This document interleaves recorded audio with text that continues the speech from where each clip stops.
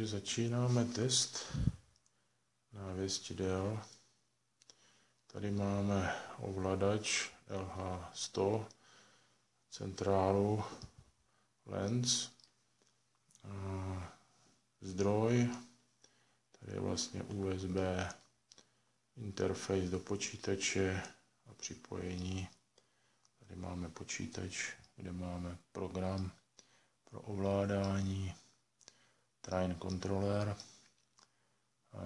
Zde mám vlastně blok, ve kterém budu ovládat toto návěstidlo, a pak zde mám druhý blok, kde budu ovládat toto návěstidlo. Nyní tady mám jedno návěstidlo, druhé návěstidlo. Toto návěstidlo budu ovládat z tohohle bloku, to je vlastně patřící tomuhle bloku. Tomuhle bloku vlastně je toto druhé návěstidlo. A nyní to budeme ovládat. Takže vezmeme myš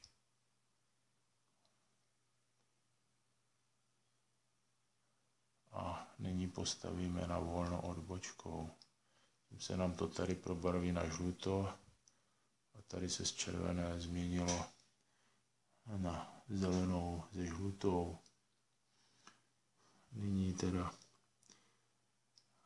dáme na odbočku stůj s odbočkou, což se změní na bílou, a návěstidlo změní na 2 žlutý. Dále dáme na volno, tím se změní vlastně na zeleno a návěstidlo se přepne do polohy volno. Nyní druhé návěstidlo začneme ovládat, ještě teda dám toto návěstidlo na červenou. Takže máme červenou na stůj a tadyhle návěstidlo se změnilo na stůj. No a nyní budu ovládat druhé návěstidlo, což znamená tadyhle v tom bloku.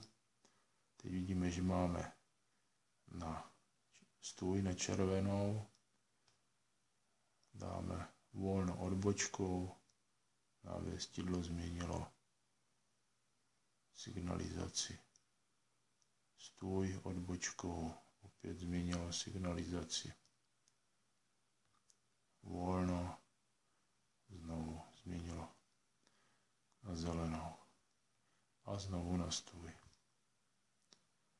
Takže takto se dá ovládat vlastně z počítače a dá se ovládat i návěstidlo z ovladače LH100, takže vlastně budu ovládat opět toto návěstidlo, zadám, nebo třeba toto návěstidlo a zadám v případě, že chci na volno, tak u tohohle návěstidla zadám adresu 5 a když se podíváme při signalizaci, když dáme do plusu, tak se změní na zelenou. Změnilo se tady, změnilo se tady.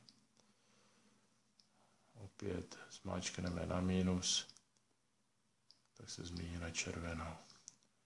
Když zadám adresu 6, tak do minusu zapne zelenou a žlutou, tady na žlutou, do plusu, tady se změní na bílou a tady 2 žluté. Obdobně to bude u návěstidla dalšího, což znamená, tady když dáme funkci na ovladači, dáme funkci nebo adresu 1 a zmáčkneme do plusu, tak návěstidlo změní na zelenou, na červenou, na zelenou.